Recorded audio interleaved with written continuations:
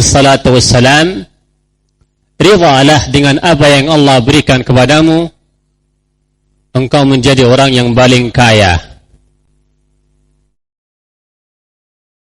Ini wasiat Nabi sallallahu alaihi wa alihi wasallam. Ridhalah dengan apa yang Allah Subhanahu wa taala berikan kepada kita, maka kita akan menjadi orang yang paling kaya. Karena hafizakumullah, kaya itu kaya hati, bukan kaya harta. Kita lihat ada beberapa orang yang Allah Subhanahu wa taala tidak berikan banyak harta, akan tetapi dia senang, dia bahagia di dunia ini karena dia ridha dengan apa yang Allah Subhanahu wa taala berikan kepadanya. Dan dia meyakini bahwa dunia ini sementara. Dia berharap akan dimasukkan ke surganya Allah Subhanahu wa taala. Dan kita lihat kebaliknya.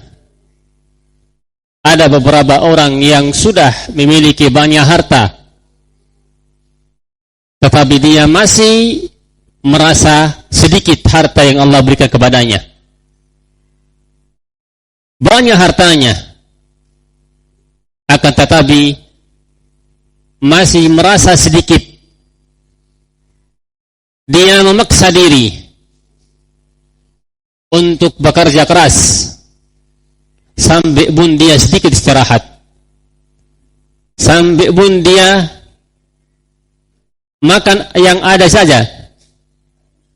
Dia tidak ada waktu bagi keluarganya. Kenapa? Karena dia merasa diri sedikit apa yang Allah berikan kepadanya. Wallahu musta'an. Maka ini wasiat Nabi sallallahu alaihi wa alihi wasallam. Ar-ridha di dalam agama Allah Subhanahu wa taala terbagi. Yang pertama, ridha dengan Allah Subhanahu wa taala sebagai Tuhan, sebagai Rabb Jalla wa Azz. Ridha dengan Rasulullah sallallahu alaihi wa alihi wasallam sebagai utusan Allah Subhanahu wa taala. Bahwa Allah Subhanahu wa taala memilih seorang rasul namanya Muhammad ibn Abdullah sallallahu alaihi wa alihi wasallam. Dikarenakan kufar Quraisy, mereka berkata, kenapa tidak diutus seorang yang lebih mulia dari kelompok Ghatafan atau Hawazin? Ridha juga dengan agama Allah Subhanahu wa taala, dengan hukumnya Allah Subhanahu wa taala seluruhnya. Hukum-hukum Allah Subhanahu wa taala yang telah diwajibkan bagi kita. Hukum salat, hukum puasa, hukum zakat, hukum haji. Hukum yang terkait dengan laki-laki atau terkait dengan wanita.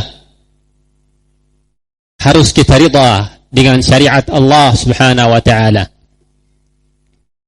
Ada lagi ridha dengan takdirnya Allah Subhanahu wa taala. Dengan musibah, ibtila, ujian. Adapun ridha yang dimaksud di sini, ridha dengan nikmah yang Allah Subhanahu wa taala berikan kepada kita, banyak atau sedikit. Seorang muslim, seorang mukmin, jika dia betul mukmin, dia pasti ridha dengan apa-apa yang Allah berikan. Kullu ma jaa min Allah khair. Apapun yang datang dari Allah pasti itu baik. Apapun harus kita yakini masalah ini. Baik yang nampaknya musibah ataupun nikmah, itu lebih baik. Allah Subhanahu wa taala Rahim Subhanahu wa taala, maka apapun yang Allah berikan kepada kita, pasti di dalamnya ada banyak manfaat. Selalu kita baca surat Al-Kahf. Dan Allah subhanahu wa ta'ala berikan 3 contoh yang mestinya kita, ketika kita baca surat Al-Kahf di setiap hari Jumat, ada hikmah. Surat yang disuruh baca setiap hari sebelum tidur, setiap hari Jumat, atau di dalam sebulan disuruh ulang-ulang, itu ada hikmah. Mestinya kita perhatikan maknanya ayat tersebut. Allah subhanahu wa ta'ala ceritakan tentang Nabi Musa dan Khidir alaihissalam, alaihimassalam, yang kisah yang kita sering bacanya. Ternyata Musa alaihissalam ketika melihat Nabiullah Khidir merusak sedikit dari kabalnya kaum miskin, Musa alaihissalam awalnya dia tidak terima. Kenapa kamu rusak kabalnya orang yang tidak pernah mereka ini menyakiti kamu? Ternyata hikmahnya lebih besar. Di matanya kita adalah musibah. Kabalnya kita rusak, mobilnya kita rusak, rumahnya kita rusak, HP-nya rusak. Ternyata belakangnya adalah musibah, adalah nikmah yang luar biasa. Zahirnya musibah, di belakangnya nikmah. Ternyata nikmat tersebut yaitu apa? Ada di depannya mereka, ada seorang raja yang zalim, yang jika melihat kabalnya itu utuh, tidak ada masalah, maka dia akan mengambil kabel tersebut. Bisa jadi membunuh orang yang dikabal dan diambil kabalnya. Akan tetapi ketika lihat kabel itu rusak, maka dia biarkan. Maka harta sedikit yang hilang dari kita, itu bisa jadi ada manfaat, ada nikmah yang luar biasa. Harta yang hilang, baik dicuri, jatuh, terbakar, kita nggak tahu. Allah subhanahu wa ta'ala yang tahu. Siapa tahu dengan harta itu bisa jadi ada malah yang mencuri kita, bisa jadi malah dibunuh kita gara-gara harta itu. Bisa jadi dengan harta itu kita menggunakan membeli sesuatu yang ternyata hal tersebut malah mudaratnya lebih besar, maka hilang harta tersebut. Allah subhanahu wa ta'ala rahim. Contoh yang ketiga, anak yang dibunuh. Anak laki-laki, seluruh kita ini sayang dengan anak kita sendiri. Akan tetapi ketika Nabi Allah Khidir membunuh anak laki-laki itu karena Allah subhanahu wa ta'ala perintahkan dia untuk membunuhnya, ternyata nikmatnya besar bagi siapa? Orang tuanya. Jika besar anak tersebut, akan mengajak orang tuanya menjadi orang kafir, jauh dari Allah subhanahu wa ta'ala. Contoh ini hafizakumullah membuat kita tenang hati. Apapun yang dari Allah subhanahu wa ta'ala, pasti itu nikmah, khair, ada kebaikan. Baik kita ketahui, kita mengetahui tersebut atau tidak, tapi kita meyakini bahwa itu ada kebaikan. Karena itulah wasiat Nabi sallallahu alaihi wasallam sangat jelas. Irda bima qasamallahu lak takun aghnan nas. Engkau menjadi orang yang paling kaya. Dan lihatlah hafizakumullah, orang yang tidak ridha dengan nikmat yang Allah subhanahu wa ta'ala berikan kepadanya, akibatnya adalah hilang nikmat-nikmat yang lain. Bahkan jatuh ke dalam kufur yang namanya kufur ni'mah. Qala Allah azza wa jal, wa daraba Allah mathalan qaryatan kanat aminatan mutmainnatan ya'tiha rizquha ragadan min kulli makanin fakafarat bi an'amillah فأذاقها الله لباس الجوع والخوف بما كانوا يصنعون.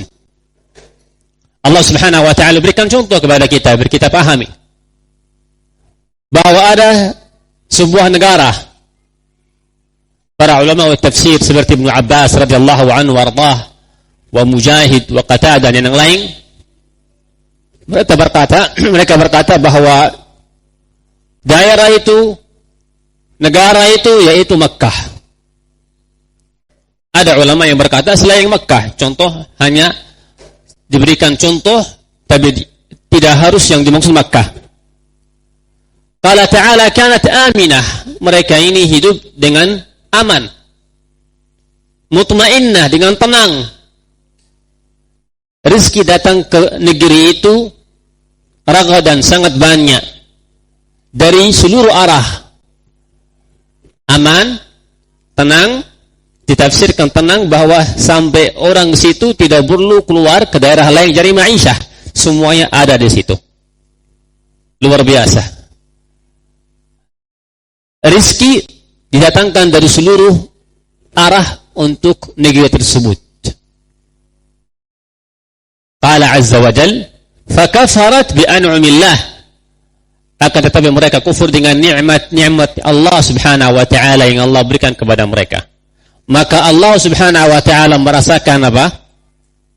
Kelaparan dan ketakutan. Bima kanu yasna'un, dengan apa yang disebabkan apa yang mereka lakukan. Ini menjadi contoh hafizakumullah bagi orang yang tidak ridha, tidak syukur ketika Allah Subhanahu wa taala berikan kepada dianya nikmat, walaupun di matanya sedikit, akan tetapi dia tidak syukur kepada Allah Subhanahu wa taala. Bisa jadi akan dihilangkan nikmat tersebut. Dan Allah Subhanahu wa taala juga ceritakan tentang kaum Saba. Laqad kana li sab'in fi maskanihim ayah. Kaum Saba ini memiliki dua kebun. Kebun ini kayak hutan yang sangat besar, luas, di kanan dan di kiri. Orang hanya lewat di samping kebun tersebut, membawa satu tempat apa besar untuk ambil buah. Tidak perlu dia mengambil buah dengan tangan, jatuh. Keluar dari kebun tersebut sudah penuh tempatnya dengan semacam buah. Akan tetapi mereka itu tidak syukur dengan nikmat yang Allah Subhanahu wa taala berikan kepada mereka. Maka akibatnya adalah Allah Subhanahu wa taala mengirim apa? Sail, banjir yang namanya banjir Al-Iram. Inilah akibat orang yang tidak ridha dengan nikmat yang Allah Subhanahu wa taala berikan kepadanya. Mestinya kita ridha, dan yang lebih atas daripada ridha adalah asyukur. Kita malah berterima kasih kepada Allah Subhanahu wa taala dengan apa yang Allah Subhanahu wa taala berikan kepada kita. Nikmat ketika Allah Subhanahu wa taala memberikan rumah, memberikan harta, memberikan istri atau suami bagi perempuan, memberikan anak. Itu semua nikmat. Jika tidak ridha, akibatnya yang paling pertama yang tadi saya sebutkan akan kufur dengan nikmat Allah Subhanahu wa taala. Tidak ridha dengan nikmat yang Allah berikan kepada kita, akibatnya muncul sifat al-hasad, dengki. Karena dengki, karena dia tidak ridha dengan apa yang Allah berikan kepadanya, melihat yang lain, maka dia muncul sifat apa? Dengki. Dan kita sebutkan di daras yang sebelumnya ini, dasarnya dosa adalah berapa? 3. Masih ingat? Apa yang pertama? Sombong. Dan dari sombong muncul apa? Kekufuran. Apa yang kedua? Hasad, dengki. Ya, seperti siapa ini? Anaknya Adam alaihissalam. Apa terjadi? Satunya membunuh yang lain, tidak ridha dengan apa yang Allah berikan, dengan hukumnya Allah Subhanahu wa taala, dan hirs, tamak. Ini sebabnya orang tidak ridha dengan apa yang Allah Subhanahu wa taala berikan kepadanya. Yang tidak ridha dengan apa yang Allah berikan kepadanya, dia akan mencuri. Dia dapatnya uang 500, tidak ridha. Ingin dapat yang lebih banyak, maka dia mencuri. Bisa membunuh, biar bisa mengambil harta orang itu yang dibunuh. Bisa dia curi, bisa menipu orang lain. Kenapa? Karena tidak ridha dengan apa yang Allah Subhanahu wa taala berikan. Yakinilah hafizakumullah bahwa Allah Subhanahu wa taala telah takdirkan seluruh hal yang akan terjadi di dunia ini, termasuk rizki-rizki yang kita dapatkan di dunia ini. Ada jalur yang baik, yang halal. Dengannya kita akan dapatkan rizki. Maka jangan kita cari jalur yang haram. Ada sebuah kisah dzakaraha ahli tarikh. Kisah ini bahwa ada seorang meminta, mengemis, yang datang kepada Ali bin Abi Thalib radhiyallahu anhu warḍah. Dia meminta dari Ali bin Abi Thalib sedikit, dinar, dirham. Maka Ali radhiyallahu anhu warḍah mengingat bahwa ada embat dirham atau dinar, dia simpan di mana di rumah, cuman dia lupa. Maka Ali masuk ke dalam rumah cari. Lama si mengemis ini tidak sabar. Pertama apa? Tidak sabar. Maka mengemis ini melihat kudanya Ali bin Abi Thalib, dan di atasnya alat yang digunakan ketika orang naik kuda, adalah bahasa Arab lijam. Maka dia mencuri alat tersebut dan pergi ke pasar untuk menjualnya. Ali keluar dari rumah, tidak ketemu si mengemis itu. Dan datanglah membantunya Ali bin Abi Thalib radhiyallahu anhu warḍah, dan berkata, lihat, kok tadi alat yang di kuda itu sudah hilang. Kata Ali bin Abi Thalib, saya tidak punya harta, hanya 4 dinar ini. Coba kamu pergi ke pasar, beli alat yang lain. Maka si membantu ini ketika pergi ke pasar, melihat alat yang punya Ali bin Abi Thalib tadi dijual sama yang mencuri. Jelas? Ditawar, berapa harganya? Sepakat dengan 4 dirham atau dinar. Dikasih 4 dirham atau dinar, kembali dengan alat tersebut. Maka Ali bin Abi Thalib radhiyallahu anhu warḍah berkata, perhatikan ini. Jika tadi orang mengemis sabar beberapa, kata bahasa kita, beberapa menit, akan dapatkan 4 dinar dengan halal. Jelas?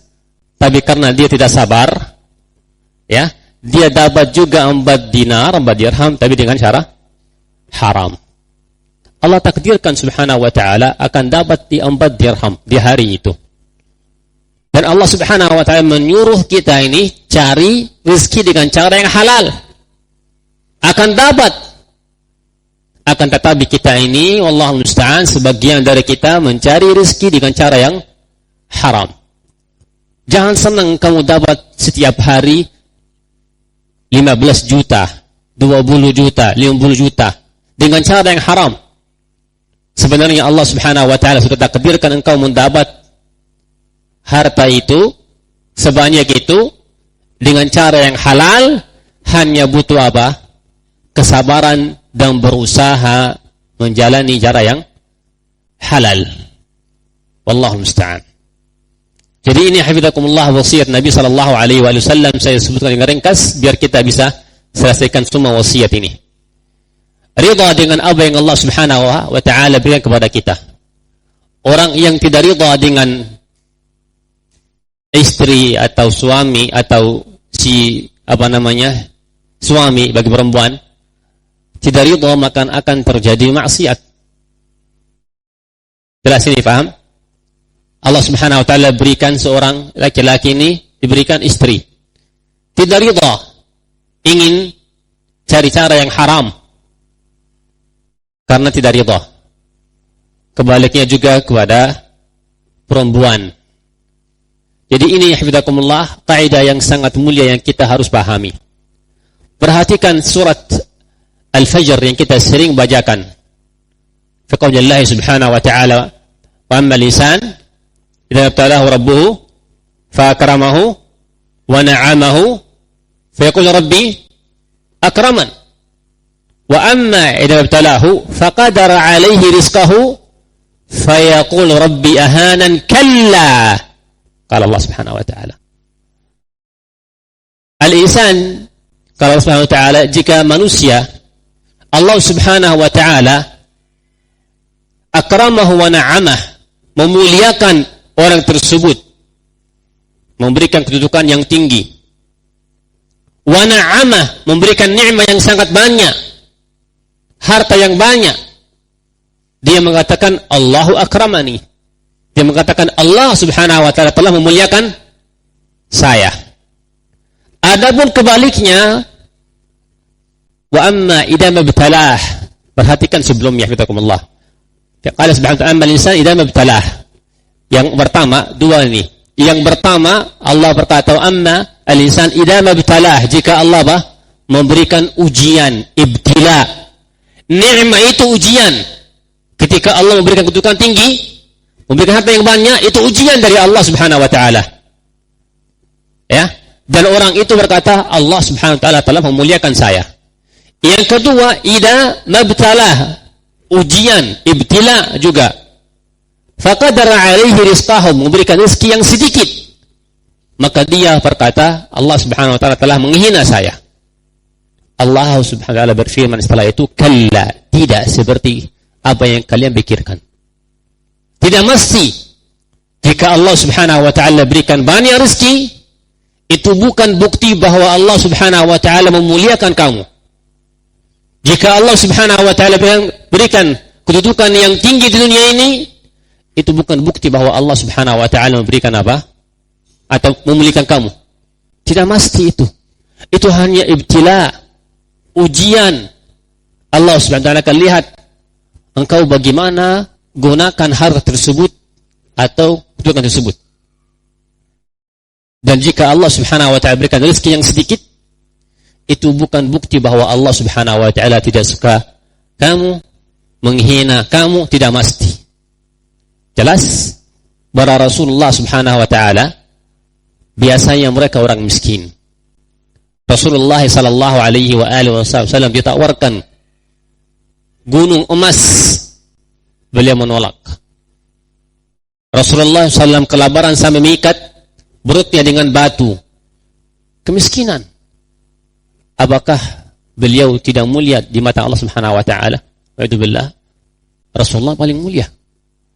Jadi jangan dianggap jika seorang di dunia ini rezekinya sedikit, itu buktinya bahwa Allah Subhanahu wa taala tidak memuliakan dia. Jelas, bisa jadi orang tersebut malah orang yang mulia di mata Allah subhanahu wa ta'ala. Bahkan, kama qala Sufyan al-Thawri rahimahullahu ta'ala, man'uhu 'ata'. Yaitu, jika Allah subhanahu wa ta'ala tidak memberikan kepada kamu sesuatu, itu malah menjadi bukti bahwa Allah subhanahu wa ta'ala suka kamu. Bisa jadi itu nikmat yang besar. Mungkin kemarin saya sebutkan itu. Ya, saya sebutkan dengan cara yang lain, yaitu bahwa sebagian manusia hanya Allah subhanahu wa ta'ala yang tahu subhanahu wa ta'ala. Jika diberikan rezeki yang sangat banyak, orang tersebut akan menggunakan rezeki itu pertama kali akan jauh dari agama Allah. Ya, banyak rezeki, dia jauh dari agama Allah. Dia jarang salat, jarang datang ke masjidnya Allah subhanahu wa ta'ala, sibuk dengan dunia. Jelas? Ya. Bisa jadi harta yang Allah berikan kepada yang tersebut dia menggunakan dengan hal-hal yang haram. Jelas? Ya. Maka Allah Subhanahu wa taala mengetahui bahwa si fulan ini jika diberikan harta yang banyak, dia akan menjauh dari Allah. Dia akan menggunakan di hal-hal yang haram, maka Allah Jalla wa Az dengan rahmatnya memberikan rezeki yang sedikit. Agar Allah Subhanahu wa taala tetap melihat dia dalam masjid. Agar orang tersebut selalu salat. Jauh dari maksiat, dari dosa. Karena tidak memiliki harta. Hartanya cukup saja untuk makan minum. Baik enggak untuk dia? Baik. Itu nikmat. Lebih baik. Jangan sampai kita merasa Allah Subhanahu wa taala menghina kami. Kebaliknya, Allah Subhanahu wa taala Maha Azza wa Jal, seorang ini jika tidak memberikan harta banyak, tidak berikan harta banyak, maka orang itu dia akan mencari harta walaupun dari cara yang haram. Ya, membunuh orang, memakan riba, menipu orang. Maka Allah Jalla wa Az Tabaraka wa Ta'ala memberikan harta yang banyak langsung. Biar tidak usah engkau cari cara yang haram. Hanya Allah Subhanahu wa Ta'ala yang tahu Subhanahu wa Ta'ala ilmul ghaibi indah. Tidak tahu kita mungkin berusaha keras ingin mendapatkan rezeki yang banyak, ternyata hanya sedikit yang kita dapatkan, bisa jadi itu lebih baik untuk kita. Seorang yang miskin, orang yang hartanya sedikit, itu mereka yang paling pertama masuk ke surga. Karena hisabnya sedikit. Adapun yang hartanya banyak, hisabnya lama. Karena memiliki harta yang banyak. Jelas ini? Maka wasiat yang kedua dari Nabi sallallahu alaihi wasallam yaitu ridha dengan apa yang Allah berikan kepadamu, engkau menjadi orang yang paling kaya. Kaya hati, tenang di dunia ini. Karena Allah Subhanahu wa taala berikan sesuai dengan kebutuhan kita yang terkait dengan imannya kita di dunia ini. Jelas? Itulah ridha, namanya ridha hati. Barakallahu fikum. Ini disebutkan dengan ringkas insyaallah. Adapun wasiat yang ketiga, fi qaulin Nabi sallallahu alaihi wa alihi wasallam, wa ahsin ila jarik takum mu'mina. Yang pertama, engkau menjadi orang, apa yang pertama wasiat? Atqan nas, paling bertakwa. Wasiat yang kedua, engkau menjadi orang yang paling kaya. Yang ketiga, engkau menjadi orang yang mukmin benar. Ahsin ila jarik. Berbuatlah baik kepada tetanggamu. Engkau menjadi orang yang paling, engkau menjadi orang yang mukmin. Itulah Islam. Menyuruh kita berbuat baik kepada tetangga. Tetangga ini yang dimaksud hafizakumullah, tetangga baik yang rumahnya di sebelah rumah kita, atau tetangga di pasar, ya, di dalam kerjaan, tetangga yang atau di dalam safar, umum, namanya tetangga. Disuruh berbuat baik.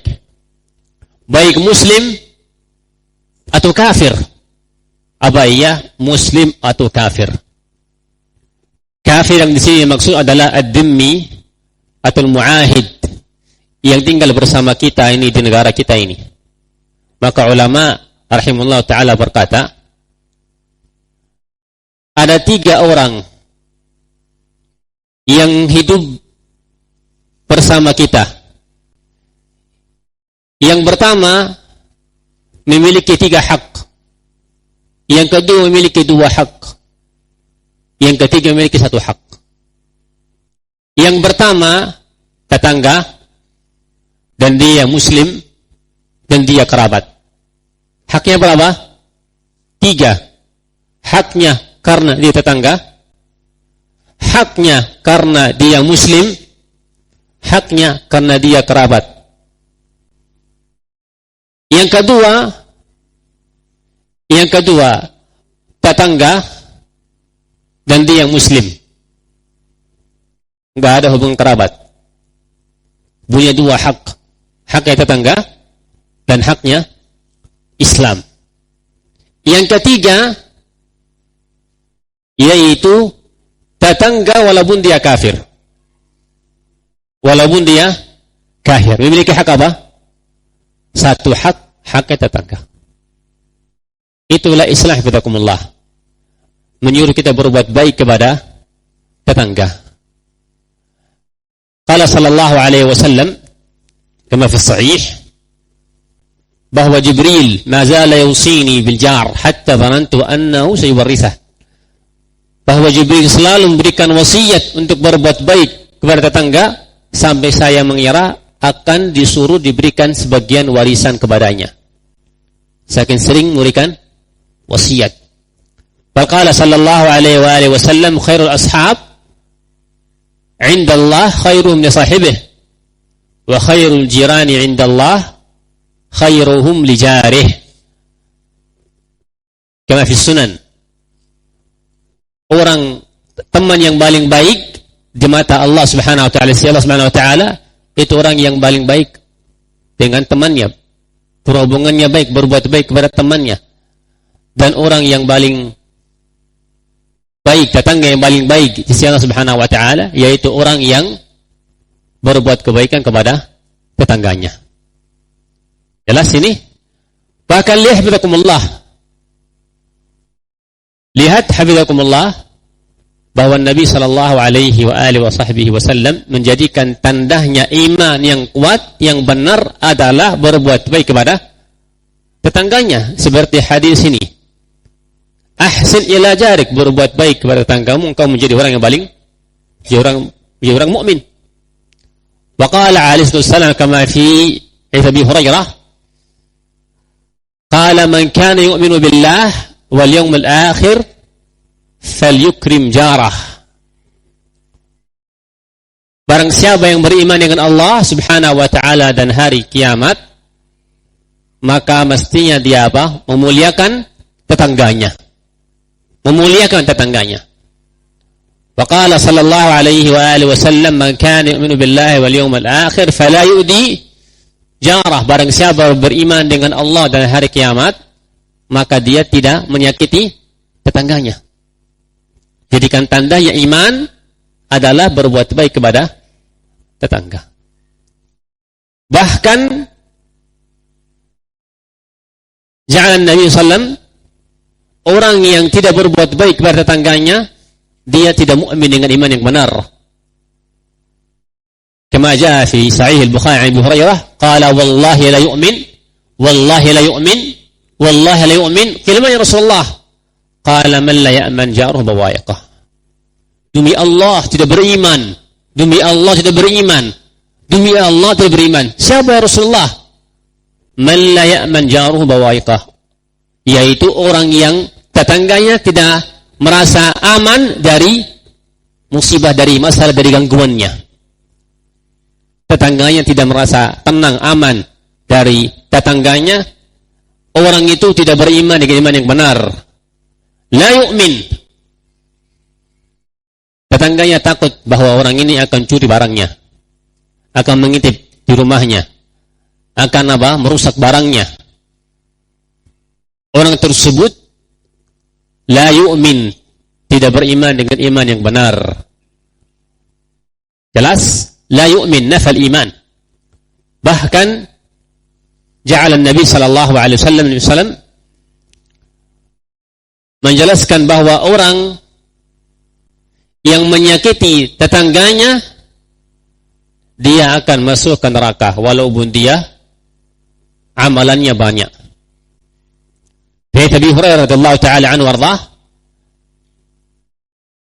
ada orang laki-laki berkata, wahai Rasulullah, ada seorang wanita yang banyak dia salat nafilah, fi riwayah salat malam, dan banyak dia sedekah, dan banyak dia puasa, amalan yang sangat mulia.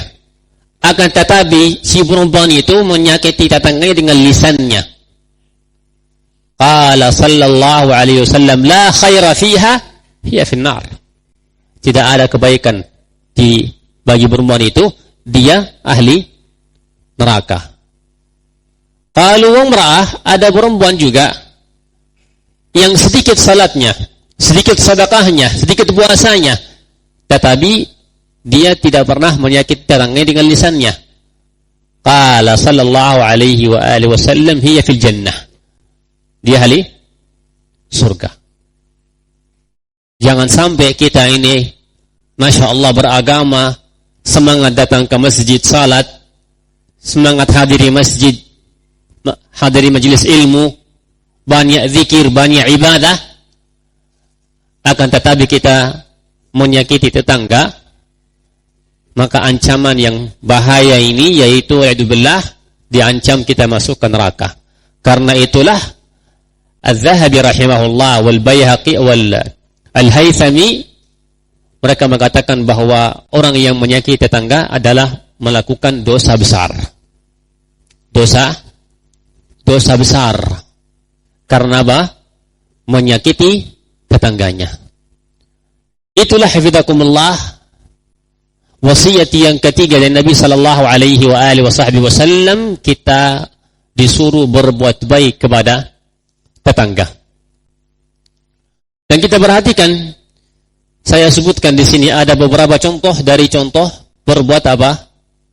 Kebaikan. Termasuk amalan yang kita lakukan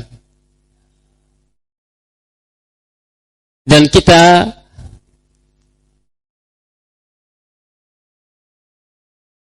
melakukan yang untuk tetangga, yaitu kita membantu dia ketika dia butuh bantuan. Ketika tetangga kita butuh bantuan terkait dengan harta, bantuan terkait dengan membantu dia jika dia sakit, keluarganya sakit. Ketika butuh bantuan, mestinya kita mukminin, muslimin membantu tetangganya. Dan begitu juga ketika sakit, kita pergi melihat dia. Keadaannya dia bagaimana? Apa yang dia butuhkan? Apa dia sendiri membutuhkan bantuan, atau butuh mengurus rumahnya, anaknya, kendaraannya, kerjaannya. Seorang ibu misalnya, tetangganya sakit. Tanda baiknya dia pergi ke tetangganya mengurus rumahnya. Laki-laki yang sakit, laki-lakinya pergi ke rumah tetangganya membantu dia. Butuh antar anaknya ke tempat, ke masjid, ke sekolah, jemput, atau urus kerjanya. Itu termasuk apa? Termasuk berbuat baik kepada tetangga. Dan juga kita senang jika dia senang, jika ada acara senangnya kita senang. Dan kita juga sedih jika ada sesuatu yang buat dia sedih. Itu juga termasuk tandanya baik. Dan juga termasuk berbuat baik pada tetangga. Ulama mengatakan kita tidak meninggikan rumah kita jika mengganggu tetangga, kecuali sudah diizinkan. Diizinkan. Sampai hal tersebut juga dianggap berbuat baik. Dan ketika kita meninggikan rumah sambil mengganggu tetangga kita, itu tanda membuat kejelekan. Dan juga tidak membuang sesuatu kotoran di depan rumah, ya, dan juga tidak mengganggu dia atau keluarganya atau anaknya, tidak merusak ya barang-barangnya dia. Dan kita juga menyuruh anak kita berbuat baik kepada tetangga. Jangan kita ini yang baik, tapi anak kita yang mengganggu tetangga. Kita juga berusaha tidak membuat suara keras, ya, sampai mengganggu tetangga. Itu semua termasuk hal-hal yang tidak baik di dalam agama Allah Subhanahu wa taala. Dan sebenarnya dalam hadis Nabi sallallahu alaihi wasallam yang terkait dengan tetangga sangat banyak. Lebih dari 40 hadis Nabi sallallahu alaihi wasallam yang mana hadis itu memberikan contoh bagaimana kita bisa berbuat baik kepada tetangga. Ini hafizakumullah wasiat yang ketiga Nabi sallallahu alaihi wasallam, yaitu berbuat baik kepada tetangga akan menjadi orang yang menjadi orang yang mukmin. Adapun yang keempat, qala sallallahu alaihi wasallam, qala uhibba li akhik ma tuhibbu li nafsik takun muslimah. Yang keempat, engkau mencintakan apa? Apa yang engkau mencintakan apa? Tuhibba li akhik, mencintakan kepada saudaramu apa yang engkau mencintakan bagi diri sendiri. Paham insyaallah ya? Apa yang kamu suka untuk dirimu, mesti yang kamu suka untuk juga saudaramu. Itu termasuk wasiat Nabi sallallahu alaihi wasallam. Bahkan sebagian ulama seperti Imam Ibn Hazm rahimahullah berkata, ukuran muamalahnya bersama yang lain seluruhnya manusia adalah satu kaidah dasar, yaitu hadis ini. Dasar ini, kaidah ini. Apa yang kamu suka diberikan kepadamu, mesti yang kamu juga suka berikan kepada yang lain. Apa yang kamu tidak suka, maka kamu jangan lakukan kepada yang lain. Engkau misalnya suka dihormat, kamu hormatlah yang lain. Ya. Suka dimuliakan, kamu muliakan yang lain. Jelas? Apa yang kamu suka untuk dirimu, maka mesti yang kamu suka juga diberikan kepada kaum muslimin. Ini menjadi dasar kaidah yang sangat mulia. Jika engkau tidak suka ditipu, jangan kau menipu yang lain. Tidak suka ada orang yang dustakan, jangan kamu berdusta tentang orang itu. Ghibah, namimah. Tidak suka ada orang yang merusak barangmu, jangan kamu rusak barang yang lain. Itulah menjadi dasar ta'amul, bermuamalah dengan yang lain. Orang pasti suka tidak ridha sama sekali ada kejelekan di dirinya. Maka mestinya dia juga tidak ridha jika ada kejelekan di diri yang lain. Itulah dasar hafizakumullah, dasar muamalah bersama kaum muslimin. Ada seorang Ibn Abi Zaid Al-Maliki, beliau berkata, dasarnya muamalah bersama kaum muslimin kembali ke 4 hadis. Dasarnya muamalah, akhlak, kalau bahasa dia, jima'ul akhlak. Dasarnya akhlak yang baik. Kembali ke 4 hadis. Jika engkau ingin menjadi orang yang memiliki akhlak yang mulia, perhatikan 4 hadis. Yang pertama adalah hadis yang seperti ini. An tuhibba li akhik ma tuhibbu li nafsik. Ya. Mencintakan apa yang kepada saudaramu, apa yang kamu mencintakan pada dirimu sendiri. Yang kedua, hadis Abi Hurairah radhiyallahu anhu ardhah fi al-Bukhari, qala rajulun ya Rasulullah awsini, qala la taghdab. Fakarara mirara, qala la taghdab. Seorang laki-laki bertanya kepada Rasulullah SAW, berikanlah wasiat kepadaku, wahai Rasulullah. Rasulullah hanya menjawab, jangan kau marah. Orang tersebut minta lagi wasiat, Rasulullah hanya mengulangi 3 kali, jangan kau marah, jangan kau marah. Ini dasar juga membuat akhlaknya kita baik. Karena sifat marah itu memunculkan banyak dosa. Bisa membunuh orang karena marah, memukul orang karena marah, mencela orang karena marah, Bahkan kama qala Ibnu Rajab rahimahullah, jima'u syarri al-ghadab. Ya, kejelekan itu dasarnya atau kembalinya ke sifat ghadab, sifat marah. Wa dzakara Ibnu Qayyim rahimahullah, yang kemarin saya sebutkan juga, bahwa dasarnya dosa adalah apa? Asyahwah wal hawa wal ghadab. Dasarnya kejelekan adalah apa? Al-ghadab. Bahkan beliau sebutkan as-sifat as-sab'iyah. Sifatnya binatang buas, itu sifatnya pindah ke manusia dengan bentuk apa? Marah. Ya.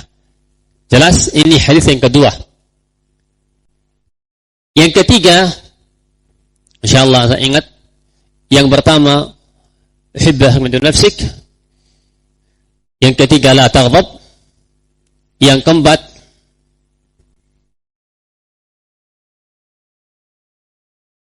min husni islamil mar' tarku ma la ya'ni, sebaiknya Islam seorang tinggalkan apa-apa yang tidak ada guna, yang bukan urusannya, ya, yang tidak ada guna, yang tidak ada manfaat, maka dia tidak sibuk dengan hal tersebut. Yang tidak ada urusannya, dia juga tidak ikut campur. Ya, jauhkan diri dari hal-hal yang tidak ada manfaat.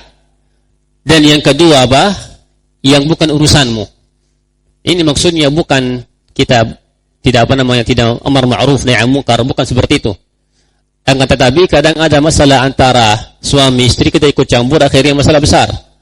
Antara saudara, ya, kita ikut campur menjadi besar. Paham? Maka hal-hal yang tidak ada manfaat atau bukan urusannya kita, malah kalau kita tinggalkan hal itu, mereka akan damai dengan cara yang baik, maka jangan kita ikut campur. Baik. Ini hadis yang ketiga ya. Hadis yang keempat, an tuhibba akhika ma tuhibbu li nafsik. Assalamu alaikum la yani la taghdab.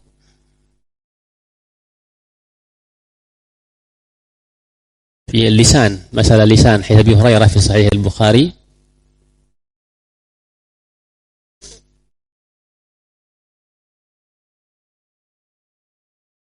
man kana yu'minu billahi wal yawmil akhir falyakul khairan aw liyasmut.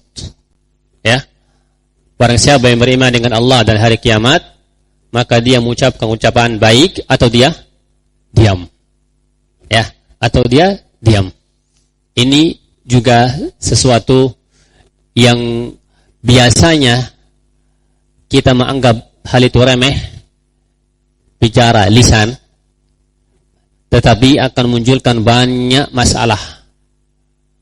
Kama qala Nabi alaihissalam fi Abi Hurairah, bahwa seorang dia bisa mengucapkan satu ucapan yang dia menganggap itu remeh, akan dilempar di dalam neraka 70 tahun.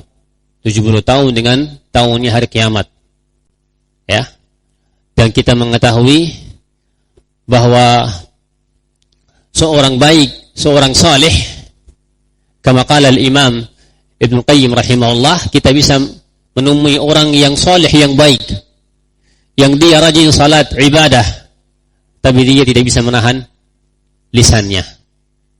Ya, kata beliau rahimahullah, di hari kiamat bisa engkau bertemu dengan orang yang mana orang itu amalannya salehnya banyak, tapi dia akan melihat lisannya itu menghancurkan, menghabiskan seluruh amalan baiknya dia. Kebaliknya, bisa jadi orang yang banyak dosanya, akan tetapi di hari kiamat dosa itu semua dihancurkan karena lisannya, karena dia mengucapkan ucapan yang baik, zikir, tasbih, tahlil, membaca Al-Quran. Lihada qala al-muallim rahimahullah, asyaddul wara' ma kana fil lisan. Wara' yang paling berat, wara'nya lisan. Ya, paling mudah kita gerakkan ini, tapi dosanya sangat besar. Ghibah, namimah, wal kadhib. Olehada fi hadits Uqbah radhiyallahu anhu arda' 'inda Tirmidzi, ketika ditanya Rasulullah, man najah, apa aja supaya kita selamat? Ini juga wasiat Nabi alaihi salam. Kata beliau alaihi salam, amsik 'alaika lisanak. engkau apa? Jagalah lidahmu. Ya, jaga apa? Lidahmu. Maka ini wasiat Nabi sallallahu alaihi wasallam yang keempat, yang terakhir dengan ringkas insyaallah saya sebutkan, yaitu jangan kau banyak ketawa.